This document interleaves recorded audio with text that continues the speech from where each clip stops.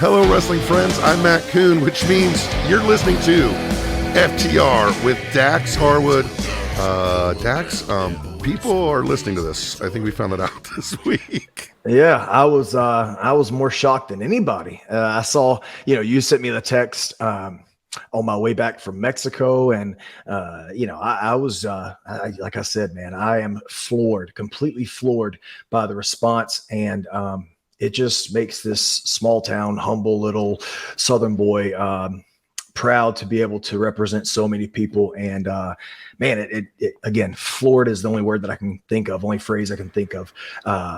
The fan support, that's crazy. And so more than anything, I thank them. I thank you as well, because you made that episode what it was. I just followed your lead, man. And the fans loved it. So I appreciate you. I appreciate them. And let's just keep it going. Oh, I got to put it over my shirt. I got to put it over my shirt real quick. Shivival shirt.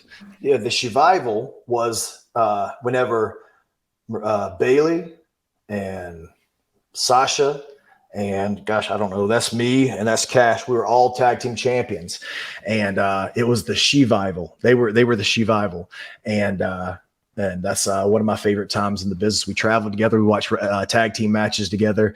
Man, those girls worked their ass off. They were at Vince's door every single week trying to make the women's tag division mean something. They wanted it to be on par with the women's heavyweight title. And they were, God, man, they were, we talked last week about, guys and girls sticking around to the end of the show and studying their craft. These girls who had already made history in professional wrestling at this time were still studying and still trying to be better and still trying to make a difference in professional wrestling. And they're my best friends, and I love them a lot. And, it's interesting you say that. I'm not trying to make the news. We made enough news this week. We're just trying to have a really good show.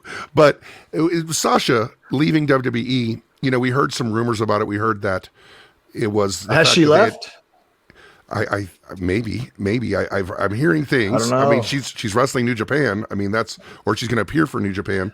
Maybe. But from what you're saying about the tag team titles, how important they were to them, does that sound like the situation where they just said these tag titles aren't really that important to us, and they got upset, Naomi and her, based on the tag team titles? Does that sound in character for Sasha? She took those tag team titles so seriously? No, yes, she did take the tag team titles very seriously, but she took wrestling very seriously too. And she didn't get into wrestling just to get into wrestling. She got into wrestling to make a difference, and not just for women's wrestling, but for all of wrestling. She wanted to be looked at in the same light as a Stone Cold Steve Austin or a Hulk Hogan or Rock. She wanted to be looked at that way, and she wanted to make a difference in wrestling that way. So she's very prideful, and sometimes, speaking from experience, pride can rub people the wrong way, because you do stand up for what you believe in, and you don't take no for an answer, because you want the best for yourself, but you want the best for your craft and for your art. As corny as art sounds, like that word's been taken, is too cliche now. But when you take it so seriously, man, it's it's a recipe for success, but also a lot of people aren't going to like you because of it. And I think that's what kind of maybe happened to her. Well, of course, we went on a little sidebar, but staying on track with the reaction of the podcast, tons of reaction, tons of controversy. We really owned the news cycle for a while. I hear your Tequila back there. Was there anything in particular about the reaction or the response, or quite frankly, the downloads that surprised you? All of the above. We got a response from Road Dogg, and maybe we'll talk about that one day. He went on his YouTube page and had a response for us, but there were some people that didn't like a lot of the things I said, and that's okay.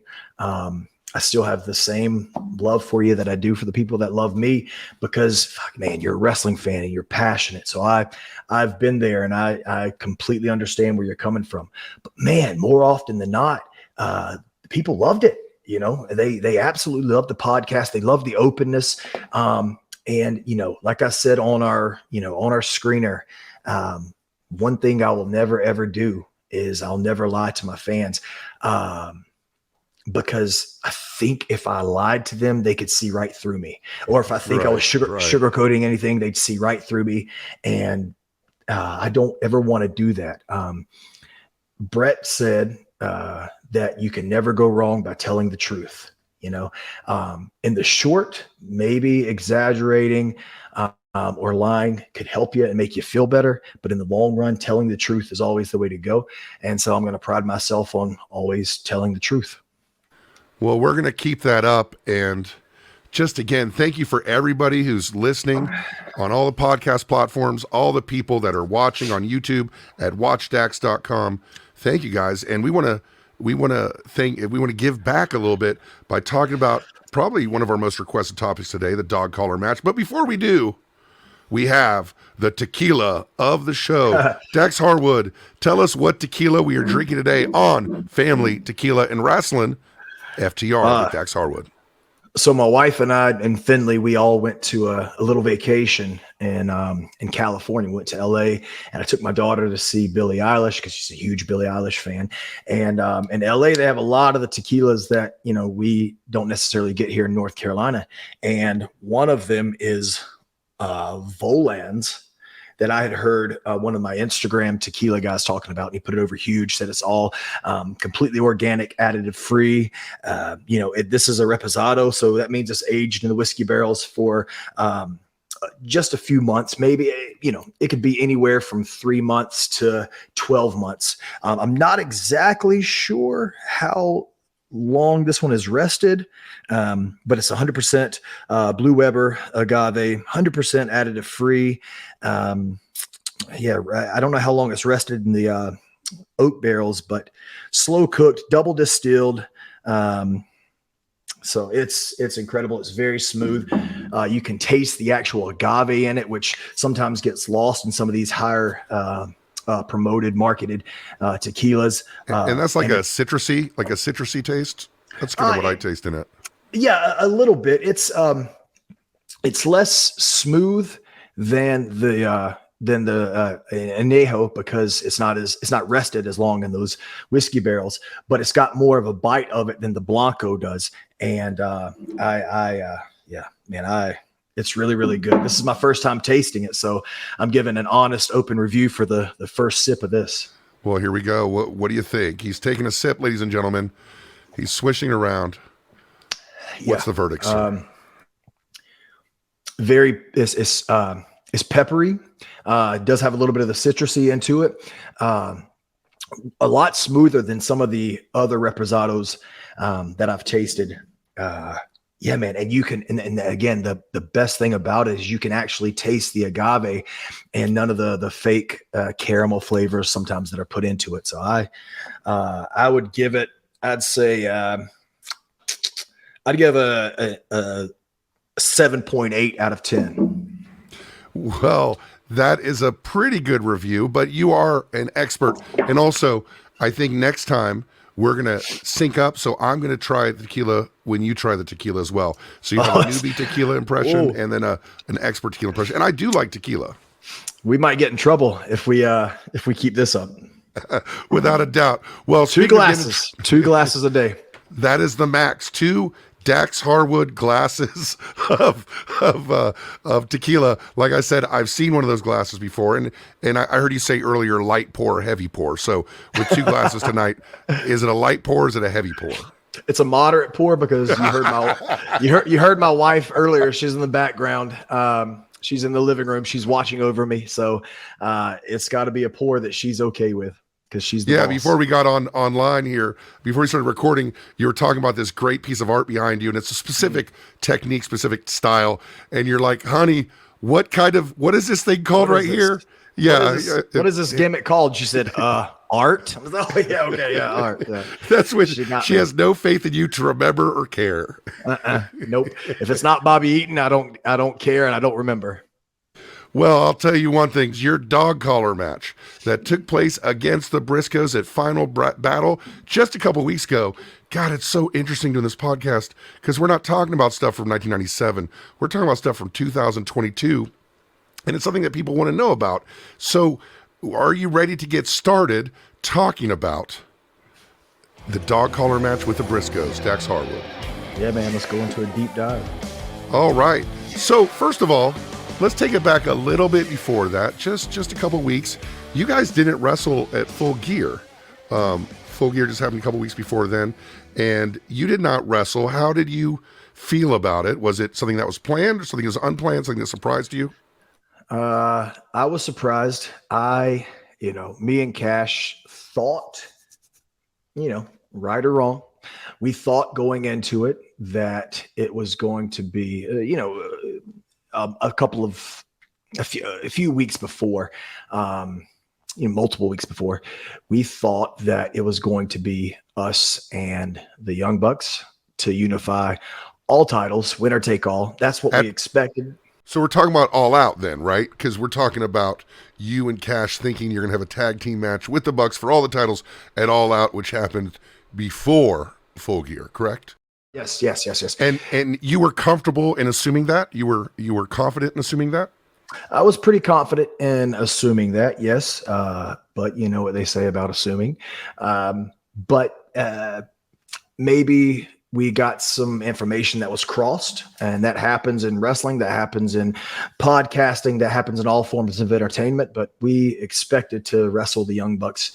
And man, I was very excited for that match because, the differences that we have with them stylistically, ideology, and even maybe personally, there's no taking away that if I were going to put, and I'm sure we'll talk about this one day, if I were going to put together a Mount Rushmore of tag teams, I would put the Young Bucks on there.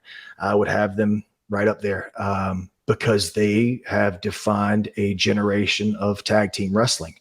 They also they completely changed a style of tag team wrestling too. Not a style that Cash and I adopted, just because that's not my cup of tea. Also not my forte. I could not do half the shit. I couldn't do a quarter of the shit they do. They do a lot of crazy shit. They're incredible at what they do. But they did change the perception of tag team wrestling. They changed the way tag team wrestling was formatted.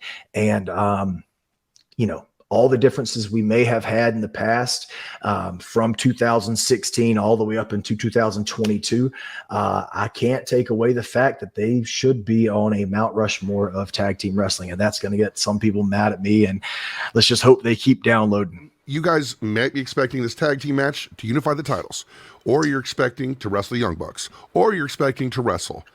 Now, none of that happens at all at All Out. And as we approach Full Gear, you're completely off the pay-per-view. Yeah. Is your reaction one of anger? No. I talked to you last week, and I told you that going into 2022, Cash and I had the conversation where, I was on the tail end-ish of my anxiety. And he had just, got his forearm ripped to shreds where he almost bled to death. And he called me, after the forearm thing. It was about a week later. He decided to go home and hang out at his home here in North Carolina. And he called me, and I hope he doesn't mind me telling this, but he called me and he was crying. And he said, I don't think I want to do this anymore. And I was like, well, what do you mean do this? He said, I don't think I want to wrestle anymore. And I said, what? Please tell me where you're coming from. He said, look, you'll be fine. Your contract and my contract is, they're not intertwined. We had two separate contracts, and he said some very nice things about me. And I said, dude, I don't want to do this without you. I'm struggling too. And, my struggles are being softened by him. He was the one that was, he told me, dude, my anxiety stemmed from this sleep issue, and I was scared to fall asleep, but I was also scared to stay awake. And I know it sounds stupid. He told me, when we were on the road, he said, dude, I will stay awake with you all night if you want.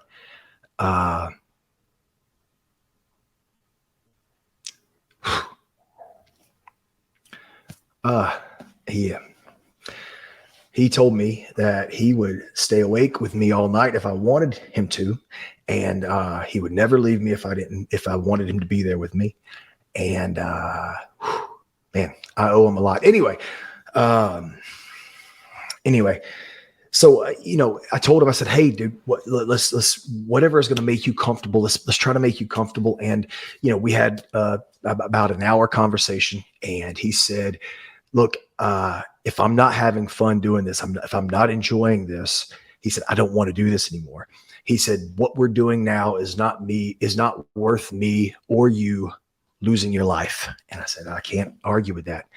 I said, "But I'll make a promise to you." I said, "I'll try to be less abrasive, and I will try to keep my temper in check, and I'll try to keep my passion and only let him and I know what's going through my mind."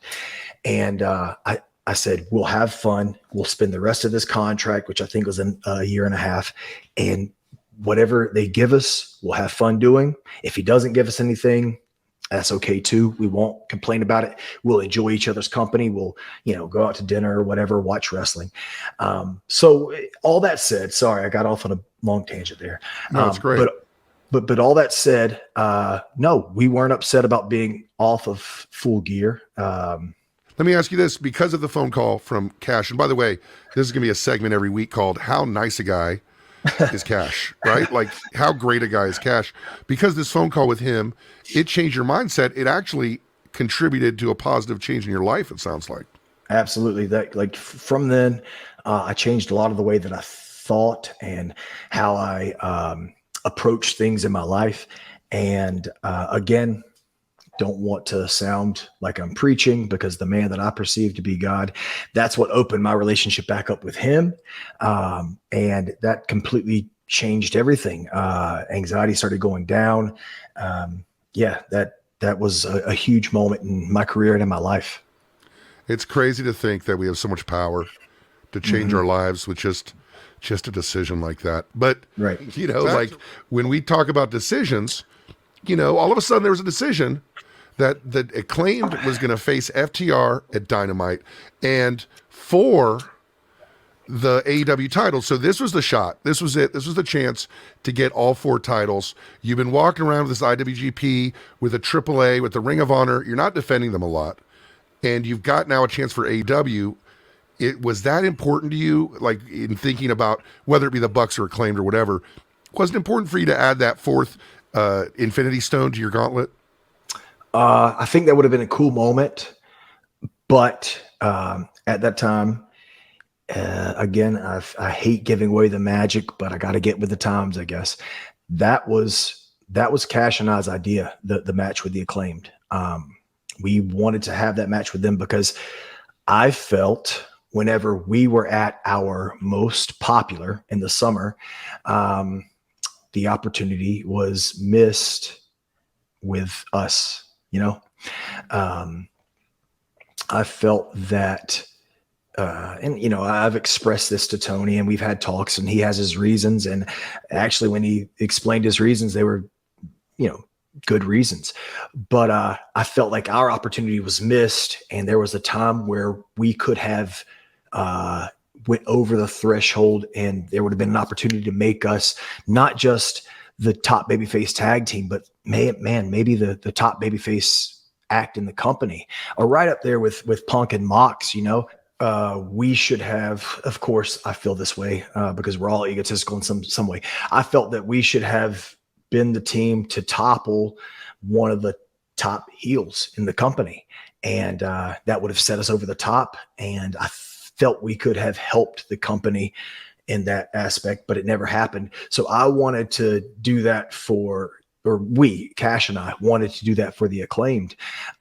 We wanted to give them an incredible wrestling match, and it was 2 baby faces, also at the same time being 2 baby faces, 2 polar opposites. One team that's full of energy and full of life and oozing charisma, and they're rapping to the ring, and you got the other team with this guy here is a 38-year-old male, balding, mustache. All the typical stuff. But it was completely total opposites. But I wanted to give them a great match, and we wanted to make sure they were looked at as the top tag team in the company. Let's talk a little bit about the Acclaimed. When they started putting it together, I turned to a wrestling friend and I said, "Oh, they're the Freebirds." And he's like, what do you mean? I'm like, dude, you got the worker and you got the talker. Look at them, Yeah. And they really put their act together. Tony Khan put them together. And slowly but surely, they started getting steam based on a lot of it, Bowen's stuff in the ring and Caster stuff outside of the ring. Even though it's not what you guys do, you had to kind of appreciate what they were doing. And also two young guys in a sea of people finding a way to get over in that AEW locker room. Yeah, so I thought the same that you did. I didn't make the correlation of the Freebirds, but I thought the same thing. I was like, okay, we have this guy who's a pretty decent worker in Bowens, and we got a guy who's very charismatic on the mic, and Max Caster. And then this match with the Acclaimed, got in the ring with both of them, and I was completely wrong. I was blown away by both of them, because Bowens was more than a decent wrestler. He's incredible. I don't want to say I was surprised, because that makes me sound like I had rated him low, because I didn't. Right. You rated him high and he exceeded those expectations. Right. And then I got in there with Caster, and man, wow. I don't think, but because he's so good on the mic and with his raps and stuff, people don't understand how good he is in the ring. And I think we gave him that opportunity. And I don't mean that egotistically, I don't mean just we did, but that match gave him the opportunity to show his wrestling chops, and he kept up with us. He was very good, incredible. They're kind of like the new age outlaws. It's kind of interesting they work with Billy. What is it like working with Billy in AEW? Well, I've worked with Billy for years, almost a decade. We've worked together, and he taught me a lot of stuff about tag team wrestling. Obviously, because that was his forte. But that night, we didn't have much to do with Billy, just because, again, it was a babyface match.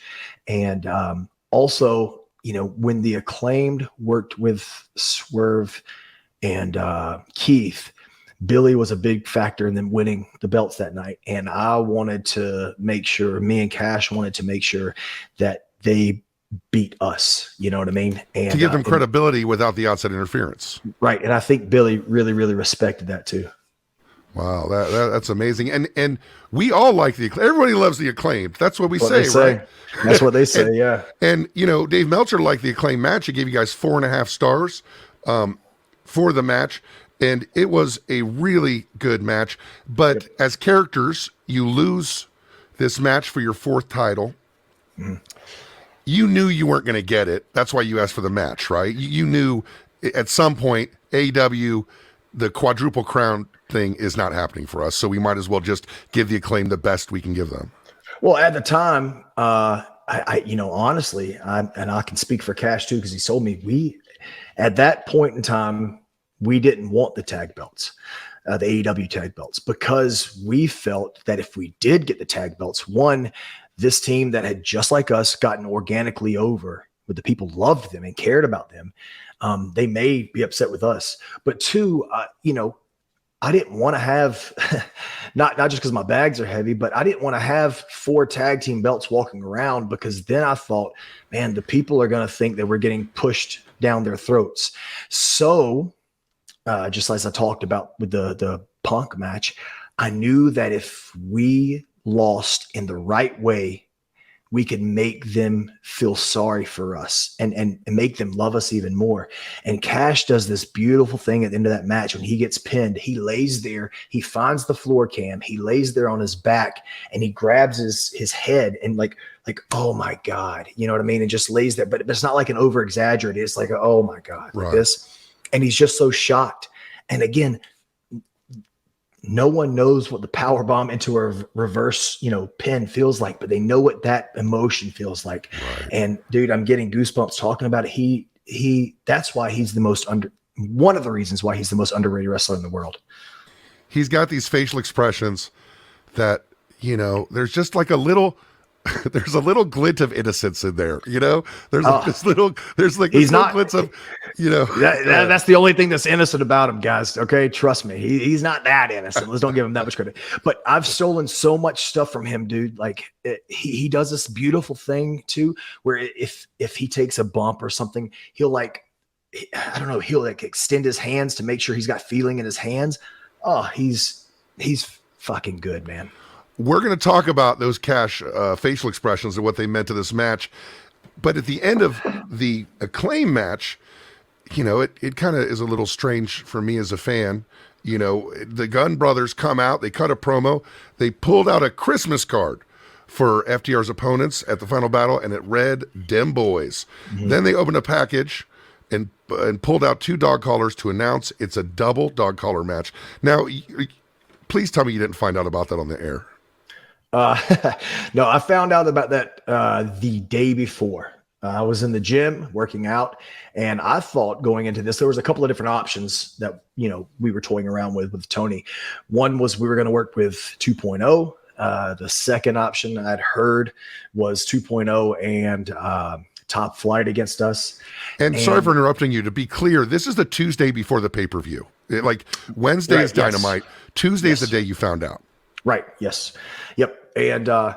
And so I hadn't heard anything for a few weeks, nothing at all. So I came and told my wife, I was like, "Hey babe, I think maybe we might be off from Dallas this weekend. I might can stay home with you guys." So we were pretty excited about having a weekend together. Could you have been more wrong, Dax Harwood? Could you have been possibly more wrong than that? Well, we found out. I went to the gym 2 hours later after I told her that morning, and got the text from Tony. He sent me and Dan a text. He had this idea, and he laid out the idea, and I was very excited when he told me that. Is Tony the kind of guy that when he gets an exciting idea in his head, that's just what's going to happen? Is Tony that guy, or is he able to pivot off of these exciting creative ideas he has? So I think if he's that excited about something, it's going to happen, but he also gives you the opportunity. I hope I don't sound like I'm kissing his ass, but he gives you the opportunity to, if you aren't 100% on board with that idea, he gives you the opportunity to give him another idea, or how about this, Tony? And if I do like that. That's cool. Yeah. Yeah. And if he doesn't want to do that idea, he'll give you an explanation why he doesn't want to. It's not just no, it's not going to happen. He'll give you an explanation why he doesn't want to do it this way. He wants to do it this way. And so I can respect that. There's a couple different kind of viewpoints you can have. The first viewpoint is it's a spectacle, dude. Briscoes, FTR, dog collar, can't miss, right? On the other hand, the old school guys would say, hey, shouldn't a dog collar be like with a group, like maybe a heel group that's trying to run away? Shouldn't there be a storyline reason? Where do you set kind of reconciling those two different ideas, both having merit? So, yeah, I think they're both not wrong. I don't disagree with either one of them. But, you look at the Briscoes and their style of wrestling and how they've wrestled. I could understand why they would want a dog collar match. They wrestled us in 2 professional wrestling matches and they couldn't beat us at our game. You know what I mean? Like, they came into our domain, had a straight up wrestling match, then a 2 out of 3 falls. I mean, you can't get more wrestling than that. And we beat them. So this is their last opportunity, their last shot to prove that they are the best tag team and they are the rightful owners of the Ring of Honor World Tag Team Championships. And to do that, it was like, we've played by your rules this long, now come into our world. And so I'm not totally against it, but then also you got to think, man, like when Manny Fernandez worked with Abdullah the Butcher, or I think it was Abdullah the Butcher at Starrcade, with the sombrero on a pole match, right? Was there really a personal issue going into that? So you pick and choose. And that, people who say they're old school, that Starrcade, like every damn match was something with like every brass gimmick. Knuckles or something, yes. Right? Yep. Every gimmick, every match was a gimmick. So you said there's kind of, validity to both, and you're fine with doing it because it's not really that big a deal. How are you feeling about everything? How are you feeling about the fact that you're just being told? How are you feeling about the fact you're holding these 3 titles? How's everything going? Even though you have that positive mindset, are you happy? Yes. Probably at this point, happier in my career than I've ever been, I think. Just because the year we had, it was at that point undeniable. The fans had gravitated towards us, and I couldn't have asked for a more organic or more real babyface turn, I guess. And it was a rarity in that way, right? Yeah. And for so long I had told so many people and told the world that we were the best tag team in the world, and we were finally able to prove it. And so, no, I wasn't upset finding out about that. And plus, I felt that, and this is maybe ego talking, I don't know, but I felt that that pay-per-view needed that match. I felt that, you know, they had big stars like Chris Jericho, and they had Claudio and Samoa Joe, but they didn't necessarily have that one marquee matchup. They had Claudio and Chris Jericho, but we had seen that, or an iteration of that, for a bit, you know?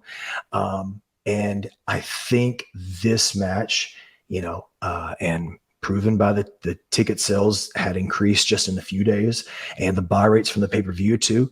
I think that match helped make the pay-per-view. And that's obviously ego speaking a little bit.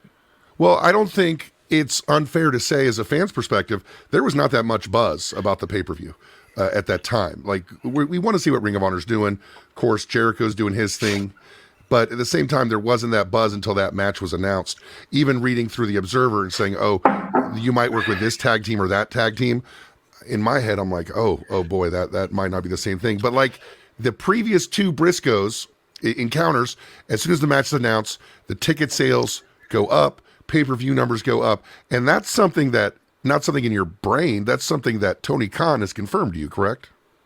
Yes. And plus, selfishly, Cash and I watched the ticket sales as well. We wanted to see, you know, if you're a professional, man, in this line of business, and you're proud of what you do, you're going to ask, what are the sales? How is the pay-per-view doing? You do not want to know how many times I refreshed our downloads yesterday. Like, you would be ashamed of me. That's how you measure success, you know, in our business. You know, people like to measure it in the star ratings and things. That's okay. That's totally fine. But ultimately, the business is about making money. And so Cash and I were checking out the ticket sales, and Tony was very happy after that. And Tony was happy with the pay-per-view buys as well. They didn't exceed Death Before Dishonor, but he was still very happy with them, especially with the late number of buys as well. How do you feel about Ring of Honor? For fans, meaning Tony Khan buying it and it being part of AEW television, Tony Khan bought it. And then for us as fans, we're seeing, MJF has this great run where he wins the world title. He's the world title holder. 2 segments later, Chris Jericho comes out. He's another world title holder. Do you think fans could be confused by that, or does it define AEW down or Ring of Honor down? How do you feel about all that? Yeah, I don't think it's confusing. I don't think you're going to confuse the AEW World Heavyweight Champion with the Ring of Honor World Heavyweight Champion. I can understand where, you know, it's not the ideal situation. It's not what you exactly want. And you know, if you're watching AEW television, you want to watch AEW. But Tony is very, very passionate about Ring of Honor. He wants to make it work. He's obviously business-oriented kind of guy, and he is working his ass off to make Ring of Honor work. I think there's a crazy misconception in the world of professional wrestling, at least with some of the fans, that it's easy to get a television show on the network, and that's not an easy feat. Not at all. Not at all. It's very tough to get that. So he didn't want to rush anything. He didn't want to half-ass anything with Ring of Honor, but he also didn't want to let what he had purchased, he didn't want it to get lost in the fans' minds. He wanted to remind them of what Ring of Honor was.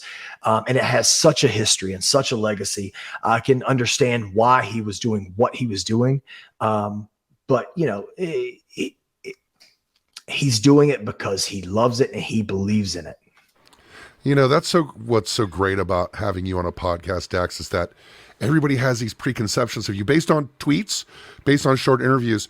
What they might understand about you, and something I've known about you since you worked with Vince McMahon, is that you do understand other people's positions. You're not sitting there going, I want what I want, and I don't care what other people think. Like, you understand the position of a Tony Khan or a Vince McMahon or even a Young Bucks. Like, you understand what they're going through. You're not just some dickhead trying to push through your own agenda. Yeah, but let's don't babyface me too much, because I've been there, though. You know, I've gotten upset. At the end of the day, I have to take a look. I have to take a step back and look at the big picture, you know, and the big picture is not just me, and it's not just FTR. It's the company. And, you know, that was the reason for what people are calling my plea, which I called it my plea as well, because we have to take a step back and look what's best for the company, look what's best for professional wrestling.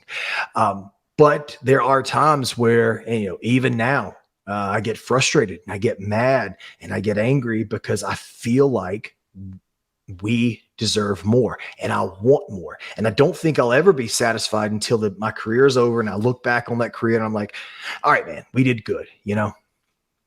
Yeah, ask not, want not is an expression for a reason.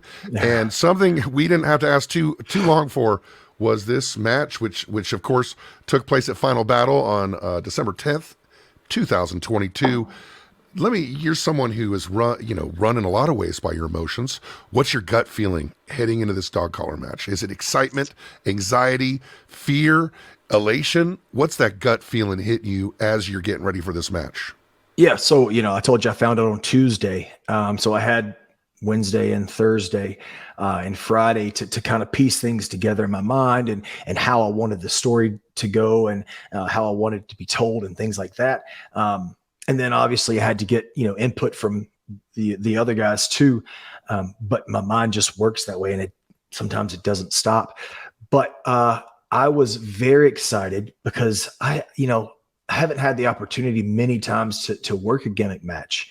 I usually like telling my stories through wrestling and holds and things like that. So I hadn't had the opportunity to work a gimmick match like this. So I was very, very excited. And also the pressure I felt was off. Didn't you wrestle a match with like 10 guys in a stadium once or some shit like that? Like you, or in a cage with like 10 guys? So you've done that, but the center of attention wasn't on you, I guess, huh? Yeah. And, you know, sometimes those are a little easier because, you know, when you got 10 guys, you got, you know, 10 different, moving parts, and everyone's got to get their moment, you know what I mean, or whatever. So it's not as stressful. Sure. But for this one was a completely different match. Plus you got to think of the limitations in a dog collar match, and then double that because there's two dog collars in this match. And, you know, with a tag match, that's, you know, that limits a lot of the things that most tag matches today do, you know, and how they structure their matches and how they have this epic tag match. That's going to limit a lot. But my anxiety was at an all-time low. I knew that I felt that the people were going to be ready for this match, and knew that it was going to be brutal. And also I didn't have we weren't main event, and I didn't have the anxiety of having or feeling like I had to deliver this epic match. I just knew we had to be brutal, and we'd already worked with those guys twice, and I knew that whatever we brought, they would try to bring even harder to us. So I was okay going into it. You know, I'm sure there was a little part of you, while in the Briscoes as well, thinking, well, we're not the main event, but let's show them why we should be. And 100%. 100%. Yes. Hey, well, so you're getting ready for this match. How collaborative is this process? Like, I know you're a guy who takes pride in really creating a lot of moments of these matches and kind of putting a lot of the stuff together. Is this something where you guys get on I don't know if you don't feel comfortable answering this, get on a group chat, you start talking about stuff? Nope. Or absolutely not. No way. I text Jay Briscoe on Tuesday and told him the plans. We talked about how excited we were, and we're ready to beat the shit out of each other. And, you know, I think we may have talked Friday through text, like me and Jay. But other than that, no. Now, of course, Cash and I bounce ideas off of each other because, you know, we're best friends. We're tag team partners for almost a decade now. So we bounced ideas off of each other. But no, we didn't have we saw them at the building the day of. So you see him at the building the day of. You know you're about to have this dog collar match. How did you feel about following up those other 2 matches? Like, you guys already had 2 great matches. Like, why fuck it up? Was there that kind of thought? No, going into it, I wasn't. I mean, of course, nerves. Always, you have nerves, but I knew it was going to be a completely the first 2 matches were completely different from each other. And the structure and the storytelling and what the premise of each match was. But this one was a gimmick match, and it was all about brutality. And I was, I felt good going into it. I knew I felt the fans, and I'd hoped the fans would appreciate how hard we were going to work, the intensity we were going to bring, the malice behind everything, the intent. And then on top of that, at the end of the match, I was hoping they could overlook the blood and understand the story that I was trying to portray. We were trying to portray. And you take a lot of pride and also have a lot of interest in kind of putting matches together, right? This is something that is important to you. You like to put your ideas forward. You like to have a creative input. And more often than not, a lot of your ideas are used in the makings of these matches. Would you be someone out of the 4 who maybe had a lot of responsibility in kind of creating the structure of the match as it stood?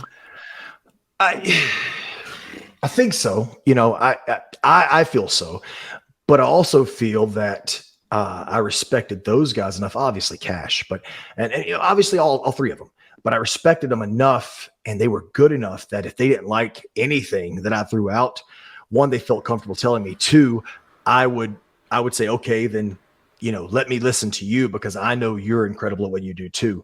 But I think at this point in my career, I've gained the respect and the trust of a lot of the guys I'm working with. I told you a story one time before where me and Cash had been working with we were working with Roman and Bobby Lashley for a couple of weeks. And real quick, we got a pinfall victory over Roman Reigns, but who cares? Who's counting, right? But but you're the real champ. Yes. Oh goddamn! I almost called him Doc Hendricks, dude. Holy shit, Michael Hayes. There we go. Holy shit!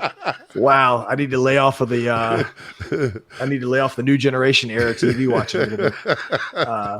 But Michael Hayes came up to us and he said, he went straight to Roman, bypassed me and Dan, and he said, "Roman, what we doing tonight?" And Roman looked up at him. He said, "I don't know. Ask him." And he pointed to me. And so if Roman trusts us in putting his stuff together, man, I think, and then on top of that, we talked about Sting and Punk. And I worked with Brian, who allowed me to, this sounds, again, egotistical, but he allowed me come up with ideas, and he was totally cool with that. Right. He allowed me to come up with the structure of the match, and Claudio too, man. And these big stars, incredible wrestlers, if they trust me and if they trust Cash as well to structure their matches and put the shit in the right spots, then I think we're doing okay. So getting back to what you said, the Briscoes trusted me and they trusted Cash. But on the flip side of that, we also trusted them and knew that they had incredible ideas as well. Well, we're at the match, and the match is beginning. There's a great package before the entrance of the feud. It makes you really kind of hyped up for it.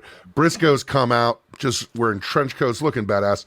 There's a sign in the audience when you guys make your entrance. I don't know if you saw it. It said, Dax plus dog collar equals fantasy. It was a woman. Yeah, that's the only woman besides my wife that thinks I'm attractive. So shout out to her. Maybe she needs my glasses. She was digging the Dax and the dog collar. I'll tell you what I was digging, and I don't know if you agree. I watched the match several times over the last 24 hours, and the thought could not escape me. This was maybe the best shot, best produced match. One of the best ones I've ever seen. And Ian Riccoboni, who's probably a listener to the show, who's a great guy, and particularly, I haven't heard a lot of Caprice Coleman. Caprice Coleman was amazing on it. What did you think of the production and the announce team? Yeah, the production was incredible. Obviously, the announce team was incredible. One shout out I do want to give is BJ. BJ Whitmire, man. He was our agent for the night, the producer for the night, and we had a lot of things that are a lot of the ideas we needed to get. And obviously, it's a tough match to call. Production wise, because you have four guys and two of them are linked up together. Each of them are linked up together and they're going different parts of the arenas and there's different stories to be told. And then you got to intertwine these stories without cross production.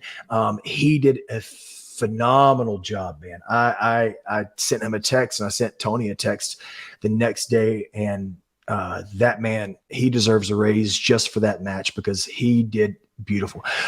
Ian and Caprice, I also sent them a message too. I couldn't thank them enough because sometimes you watch TV wrestling and there are other things that the commentators have to get over or have to do. Right. But these guys specifically talked about this match, and they talked about our families, and they talked about the brutality and the toll this was going to take on our body, and they made the people feel I told them they put the lyrics to the music we were making, and I couldn't thank them enough for that. I don't know Caprice Coleman as an announcer. I know him as a wrestler going down to WrestleCade. He used to wrestle down there all the time, but he was really good. I knew about Ian. Ian's always been amazing, but I bring that up because as you guys come to the ring and get started, Caprice said a really great point. He said, Bret Hart is a better wrestler than Terry Funk. Bret Hart probably win a match against Terry Funk, but Terry Funk would win this match. Isn't that kind of the crux of the match we're talking about? Yeah, and I think that touches a lot of the Ring of Honor fans. They understand that analogy where Bret, and listen, hey, Terry's no slouch when it comes to techno wrestling, and Bret's no slouch when it comes to physical wrestling. Oh, sure. But the analogy that he brought up completely painted the picture of these guys are fighters and these guys are wrestlers. Right. And I thought that brought the whole gimmick of the match together. And just like with Bret Hart and Terry Funk, there's nuances because you guys can certainly mix it up and the Briscoes can certainly wrestle. And so but it does paint the picture. So the match starts. I'm going to call this match section 1 right here. First of all, what kind of thinking went into pairing you up? You're with Jay and Cash is with Mark. Is that something you knew right away? Like that's how you want to do it? Because, like kind of the older school guys and then the younger school guys, or how did you guys figure that out? Well, I knew that going on as soon as Tony told me Tuesday, I knew exactly, how we needed to be paired up. The story had been Jay and I had been more of the shit talkers, of the feud, and we had threatened each other. And then in the matches, we had been the ones like there was a point in the first match where Cash takes some kind of like flip dive from Mark from the top rope, and that puts them out on the floor for a bit, and that leaves me and Jay to bring ourselves up, and we fucking show the emotion and how mad we are at each other. Now it's our fucking time. It's you and me, and we're gonna tear each other up. And we went into this big, physical, I don't know, just very, very physical strike exchange. And then the second match, you guys were punching for real, is what you're saying. You guys were really punching for real. Well, that second match, man, there come a time where it was just me and Jay left in the ring. And I told Jay before the match, I said, hey, dude, listen, I think at this point in the match, we have to throw hands for real. I said, it can't be any, we can't work it. We can't pull any punches. We've got to let these people not be able to see through this, especially this moment in the match. We're the guys who've been talking all this shit and they want to see us kill each other. And I said, we got to throw hands. So that second match was a point where I call it the boxing spot. And we just threw hands, man. I told him, I said, please just leave my teeth intact and I'll be okay. And so we get there and, I'm not pulling the punches, but I'm also, working a bit, and he just starts lighting me up and I'm like, you motherfucker. So I try to come back at him, but then he taps me right in my eyebrow, bro. And he makes me bleed. And I've never felt like more of a bitch in my life than that moment. Man, I'm telling you one thing. It don't make you a bitch to not want to fight the Briscoes for real. You know what I'm saying? I mean, they're two fearsome dudes. You guys, right away, you go into the crowd with Jay, and Cash and Mark also leave the ring, right? They start being on the other side of the ring, heading towards the stage. This is an idea that you thought was a central start to the match, was to get all four guys out of the ring? Yep. So I thought, if you look at typical chain matches or strap matches or dog collar matches, which is what we're talking about today.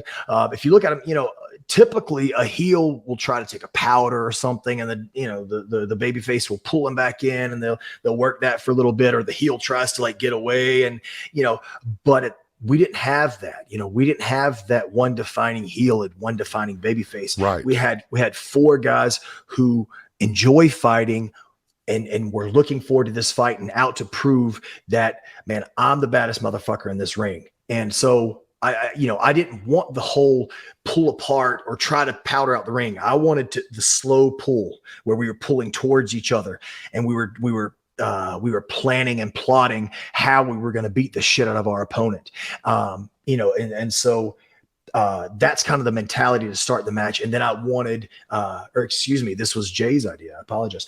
Jay wanted to swing the chain at me, and I ducked, because initially I was just going to double leg, but he wanted to swing the chain at me. And I thought, oh my God, why didn't I think of that? That's such a beautiful little touch, because the most dangerous part of this match should be the chain, right? And right. if we tease that and show that I don't want to get hit with the chain, then the people at home think, oh my God, he's avoiding that because that's gonna fucking hurt. Most people haven't had their heads wrapped around with the chain before. So I was telling the people then that I'm trying to get out of the way of that. And with that, I wanted to get very, very physical right off the bat. I wanted it to be a fight. Quite frankly, was the best double leg of your entire career. It was beautiful. Yeah, definitely. I learned it from Chad Gable. But yeah, I wanted it to be physical right off the bat. I wanted no punches to be pulled. I wanted to go right in the crowd because I wanted to bring them into that moment as well. And that's never, that going into the crowd has never happened with a chain or strap match to my knowledge, or dog collar match to my knowledge. And so I wanted it to be different because it's these two entities, and I'm just speaking about me and Jay for right now, but it's these two entities who want to tear into each other, who think they're tougher than the other, and they're going to do whatever they have to. And if that means fighting around the building, they'll do that. At this point of the match we're talking about, Cash and Jay are heading to the stage to do some stuff. You guys are in the crowd. Cash and Mark. Cash and Mark. And you're walking upstairs, you're grabbing drinks, you're doing all this stuff. The dog collar match, the double dog collar match, and the tag team match is maybe the most unique match possible, because you literally have two things going on, two dog collar matches going on at the same time. And it was very apparent to me, you guys were doing your best to take turns putting each other in the spotlight. You and Jay would let the other ones have the spotlight and vice versa. But at the same time, it wasn't obvious. Like, you had to watch it a couple of times to realize, oh, they're taking turns, like being seen. Was that an important thing for you to have a lull in each of your things so that the other one gets featured?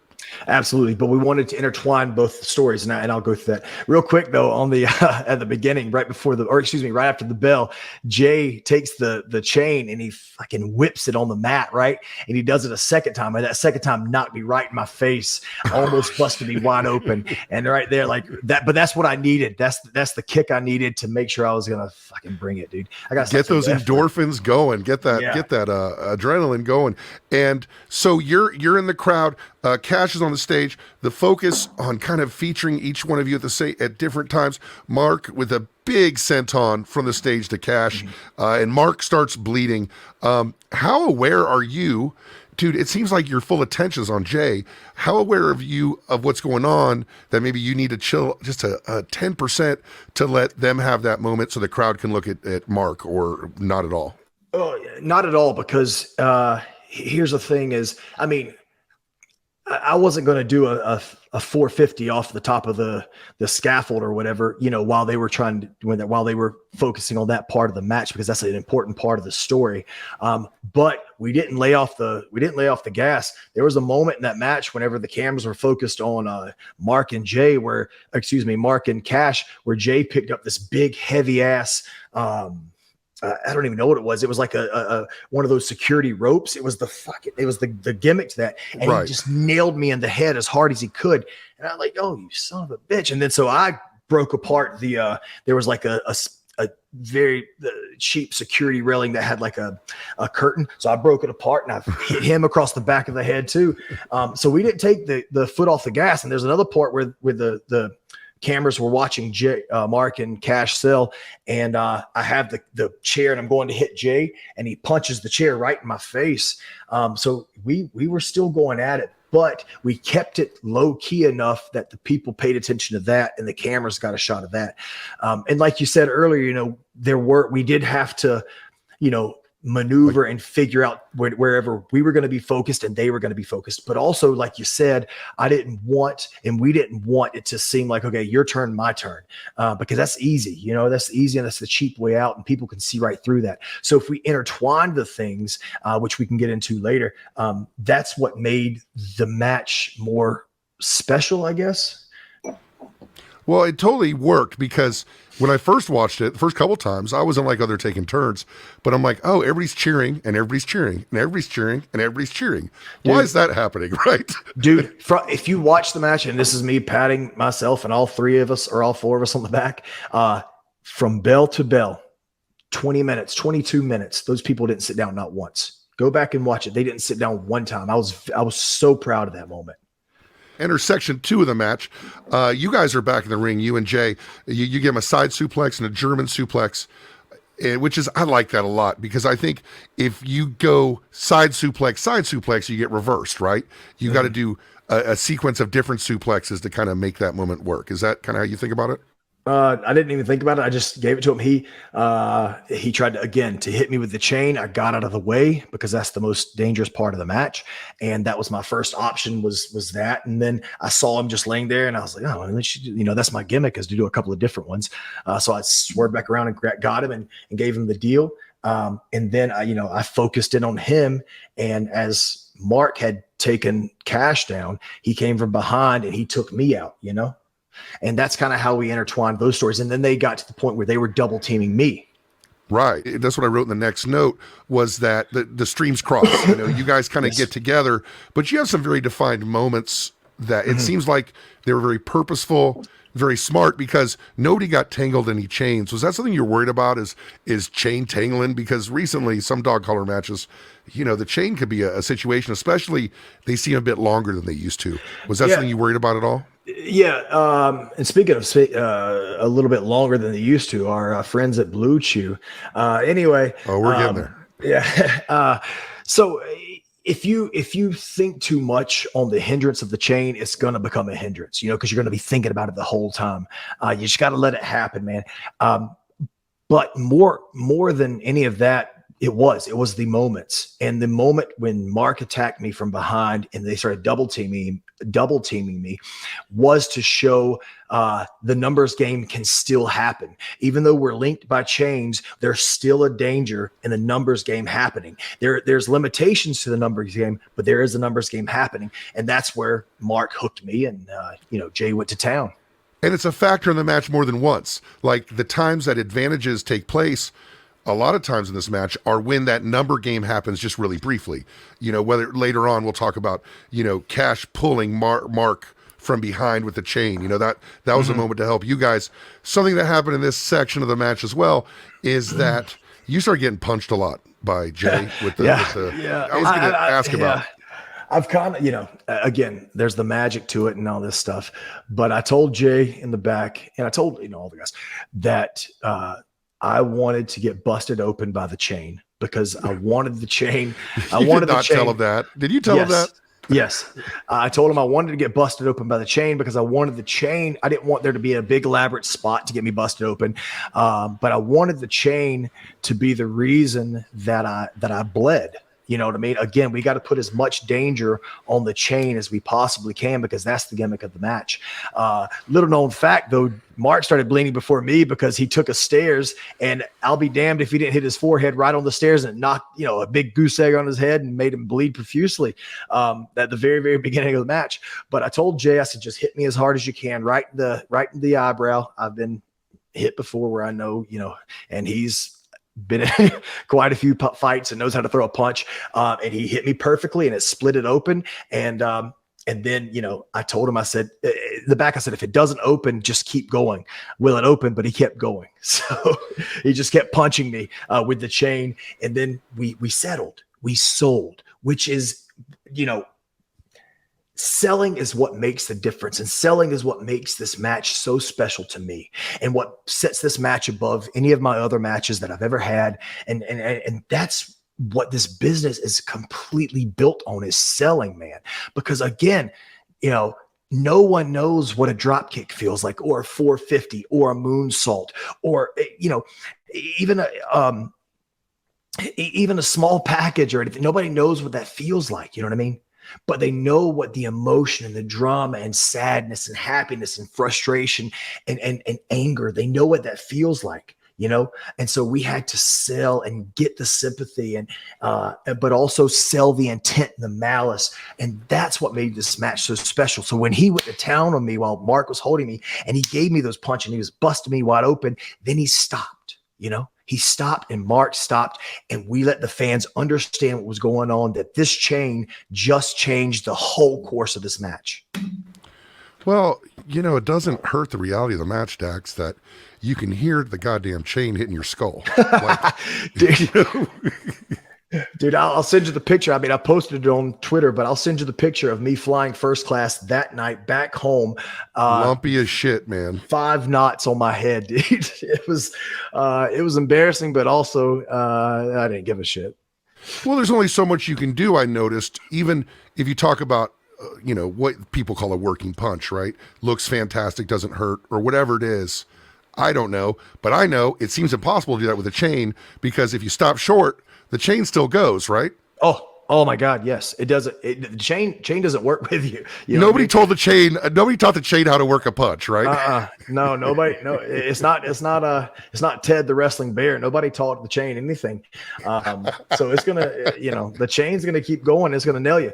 And there was a point in the match as well where Jay has me in the corner. And you see me looking up at him, and he just goes to town on me, dude. And he's not pulling those punches either. And he's wailing on top of my head and my eyebrows. You guys are in the ring. There's a chair wedged in the corner, and you do this thing. It looked awkward until you realized the chain's involved, because it starts at his Irish whip. It turns into this beautiful slingshot where Jay just commits fully to this thing. Does Jay Briscoe make everything look great? Is that what he does? He's just fearless. I think,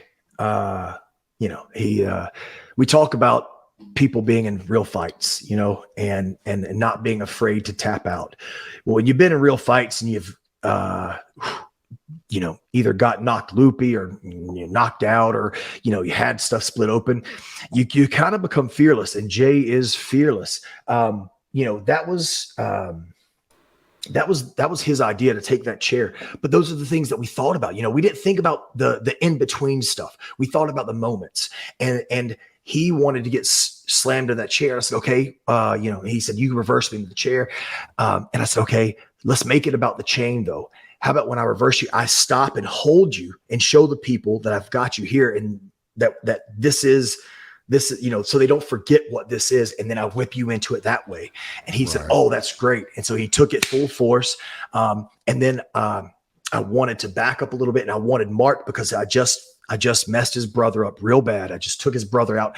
And, if you got a best friend, or, everybody in the world has a best friend, or they have a brother or sister, or someone that they feel a connection to, and Mark feels that connection with his brother, and he sees this guy take his brother out with the chair, and he's like, I'm going to get you, motherfucker. I'm coming to get you. Right. And so I'm kind of like, oh shit, here he comes. And And I wanted the chain from Cash to be the reason that he couldn't make it. So Cash is on the outside where people have forgotten about him. And he pulls that chain, and Mark takes this beautiful, fucking brutal bump. And then Cash makes his big comeback on Mark. Boom, bam, boom, boom. And then we both make a comeback on Mark. It's, that again, that's the beauty of wrestling, because we were taking the shit, you know what I'm saying? We were taking all these hits and all these lumps, and now it's our turn to make the comeback as baby faces and give it to them tenfold. And you certainly did it. And we shouldn't, not state all the stuff that was going on between Cash and Mark. They are completely going at it. You guys end up with some double team, and FTR is starting to roll. You get the Doomsday device. You do the Doomsday device, but not really a Doomsday device, because Cash wraps that chain around his fist, and it's like a Doomsday punch for a 2 count. Was there any reservation from you about using that move for a 2 count? No, because that's their finish, right? And they hit us with our finish in the first match. And so now to tie it and bring it all full circle, we wanted to do that to them. No. And plus, you've got, again, 4 guys who were ready to die. This match, we are ready to die to prove that we are the baddest tag team in the world, right? And we're the toughest tag team in the world. And so, we'll keep going. I had no reservations for that, because again, the story, in my opinion, was they hit us with the big rig in match number 1 at Supercard of Honor. Now it's our turn to return the favor there. And then Mark kind of what I call steamboats Cash over the top rope, hangs him, and the chain is extended, and you get whipped into that chain. That was a super solid idea, right? Cash steamboats Mark over the top. Right. I'm sorry. That's what I meant. Yeah. Yes. Yep. And, and there's that visual again of Mark being just hung by the dog collar and can't go anywhere. And his brother's also, is completely down, and I'm taking care of his brother and punching his brother. So it looks like there's no escape from this. Right. And then all of a sudden, just out of nowhere, there's a reversal into this is, great idea, incredible idea from the mind of the most underrated wrestler in the world, Cash, where I take that whip and fucking flop around and get taken down by the chain. And now it's the Briscoes' time to make their big comeback. And again, you guys are separate. And these moments where you're together is a lot of times where the momentum shifts, because like you said, momentary numbers games.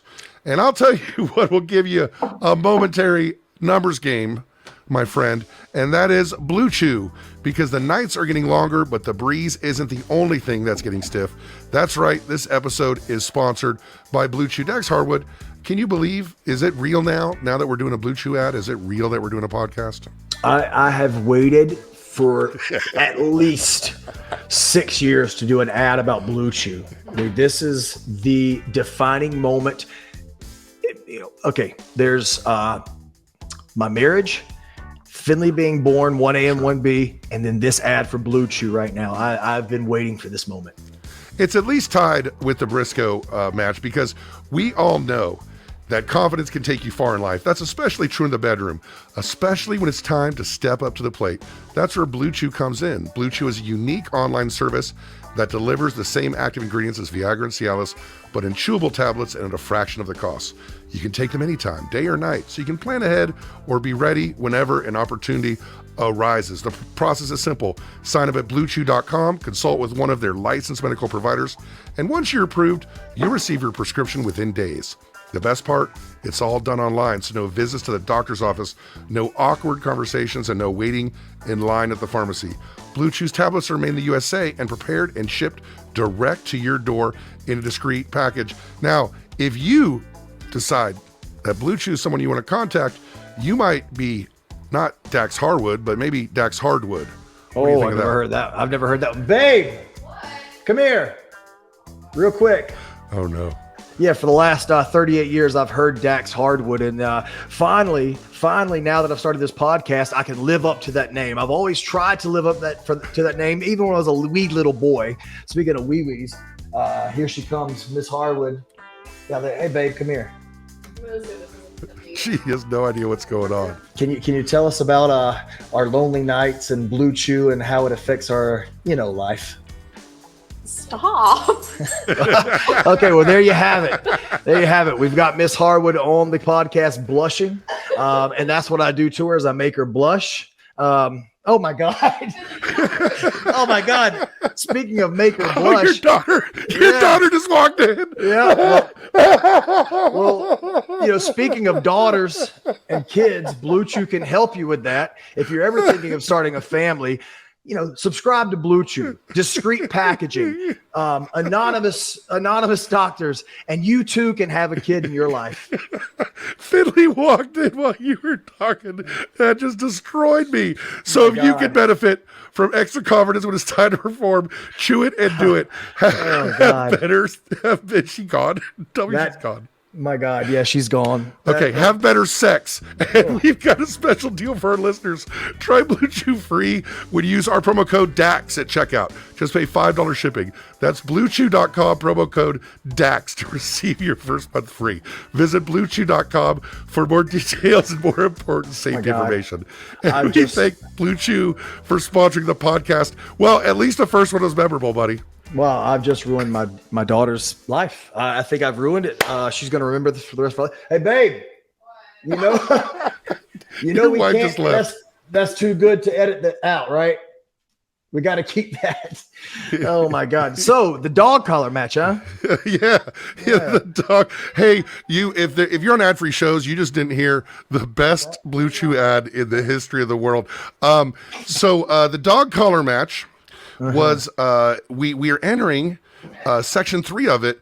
I named it international objects. So we start using other things. There's a top rope elbow on Cash from Mark with the chain. You're in the corner just getting hit and hit and hit.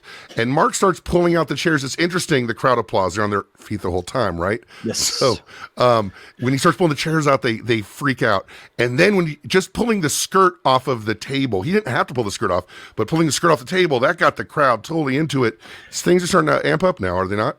Yeah, and we were talking about the Doomsday Device with Wrap Chain earlier on the fist. Now again, they're making their comeback and they're giving it to us tenfold, and now it's their time to go to the top and hit us with this big move with their with the chain wrapped around their arm, and again, give it to us tenfold. 1-2, big kick out. Mark can't believe that. He gets so frustrated and so angry that he didn't get the win and he couldn't put away Cash, that he goes to the floor and looks for furniture, looks for something so he can, so he can do the job and make sure that, the FTR is taken completely out. So that's why he decides to pull out the chairs, because if the chain didn't do it, he's going to make sure the chairs do. And the chairs and the table are just part of the presentation. That's what's great about the Briscoes is they do understand presentation while looking completely legit. They have this great suplex thing back and forth between Cash and Mark outside.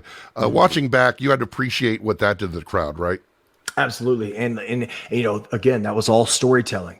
That was, showing that there is danger to the chair and that they didn't want to get suplexed on the chair. If I'm not mistaken, was it Cash gonna suplex Jay? I can't remember. Or excuse me, Mark. Yes, but Cash ended up. Mark ended up getting the suplex on Cash off the chairs in the opposite direction. Right. Right. And so we're showing that that the participant in the match knows the danger in that.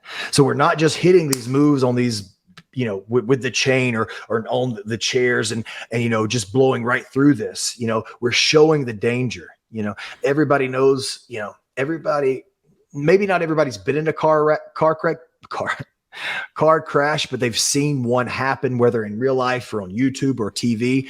Sure. And it's one of those things where you try to avoid it. You're almost there. Oh shit. And you swerve out of the way. They understand that. So right here, Mark is trying to avoid disaster. And that's what the story we're trying to tell just in that one little segment. You get put on the top rope, punch with a chain. Jay attempts a suplex. Dude, as you said. Let's don't skip over that. Let's don't skip over that punch, dude. He wrapped that fist and he punched me right square in the nose. And when I send you that picture, we'll show it.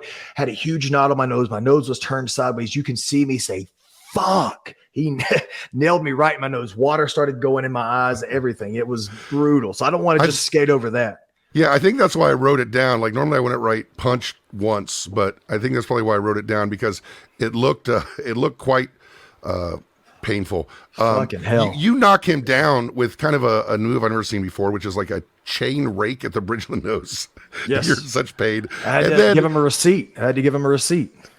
Well, and then you kind of gave yourself a receipt because you learned some things about physics. You learned that a sweaty, round, bald head is very hard to wrap a chain around. I'm like, dude, how long? Because I know you well enough at this point watching the match. I'm like, oh, this fucker's not going to give up. He's going to keep wrapping this thing around.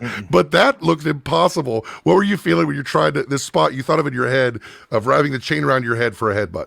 Yeah, it felt like forever up there, but I was not going to give up. But also, Time just stopped. but also, I watch it back now, and this may be just because I'm trying to take some of the embarrassment off. I don't know, but it added to the match. You know what I'm saying? Because so many times you see matches where everything goes flawlessly, and then they get a 5 or 6 star match, and that's beautiful. But this I felt added to the to the chaos of the match. You know, I couldn't get it to work. And there were times where I got it to work and I was like, oh yeah. And then it fucking fell down. But then I made it work. And again, we sold after that. You know what I mean? So I think it all eventually came together okay. I teach the kids I work with that no great music has ever happened without a mistake. And I always think about my good friend and don't teach your kids about Blue Chew though, please. Jesus Oh Christ. no, they are not listening to that at all. But I always talk God. about my mentor and good friend Victor Wooten, who's a great bass player. He once it's on YouTube. He got on stage with the Dave Matthews Band in front of 18,000 people, Chicago. As soon as he gets on stage, his bass breaks. A screw comes off. What does he do? He turns that into music. He uses that broken screw with his string to create music and made something great about it. And that's what it is. That's what you did with that, right? That's what you got to, that's improvisation. And you know, I talked about it last week and I'll talk about it for, you know, the coming weeks, but that's when calling it in the ring helps. And that's when calling in the ring means something, because if you got A, B, C, D, all the way to Z planned, every single step, left foot, right foot, you know, then what happens when shit goes awry, right? You don't have a plan B, but if you can do shit on the fly, then you can always make up for a situation, right? Dude, I see so many of these training schools now where they are uploading their videos on Instagram and they're showing their trainees going through all these sequences where they're just completely fast paced and this arm drag up, bam, down, here we go, through the legs, up on the neck, flip over, here we go. But that's not training, man. You know,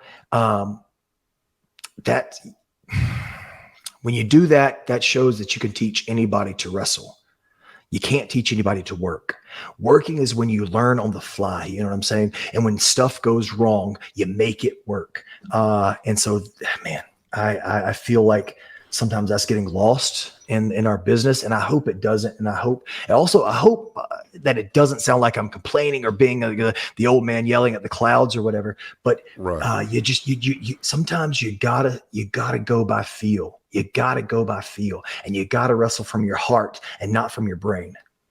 Don't forget that profound statement out there, young wrestlers and people, from Dax Harwood, that working sometimes just means making it work. And that is that's an amazing piece of advice. So as you said, it worked because the way you finished it. Like I wrote in the notes, I said, Dax does a thing and then he says, fuck it, and does it. And that's the way it looked as a character and as a person. You were determined. Also, holding it in front of your head is still going to hurt. So we saw the attempt and you still made it work, and the imperfection actually created kind of a cool moment on its own.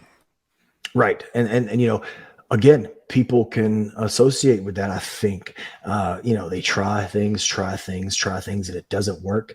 And they find a way to make it work. And I think that told a story in itself in the match. And then at this point, something very unique happens. It's one of the things in the match that makes you go, just like going in the crowd with the chain. This is a moment that you go, oh, this is a little different. This is a little unsafe. You know, you're drilling a prone Jay. He's sitting on the ground, and the referee Posey tries to get in the way, and he gets drilled hard with a chain.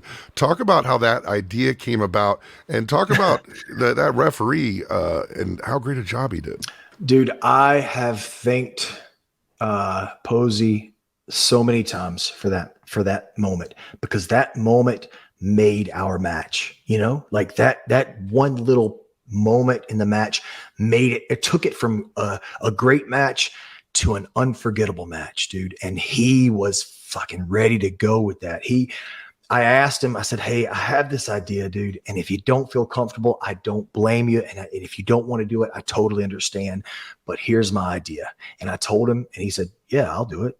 I said, well, you know, have you ever bled before? Not really, but I'm down to do it. I said, okay, if you are, then let's do it. So, you know, I wanted to give, again, Jay back what he gave to me when he busted me open. I wanted to give him the punches while he was down, right? Boom, I gave him a punch, and we had Mark Posey check on the cut in his eye, and Jay pushed him off. I wanted to show that he was he was a fighter, you know. And then I gave him another punch, boom. And these are, if you watch the blood from before this happened to after, the blood flows even more. I was nailing him with it. Dude, Jay does the Eddie Guerrero deal, man. There's a lot of blood, man. So I hit him the second time, boom. And again, Posey checks on him. I push Posey off, and I'm like, he doesn't want you. You know what I'm saying? He doesn't need you. And then I give him a third one, boom.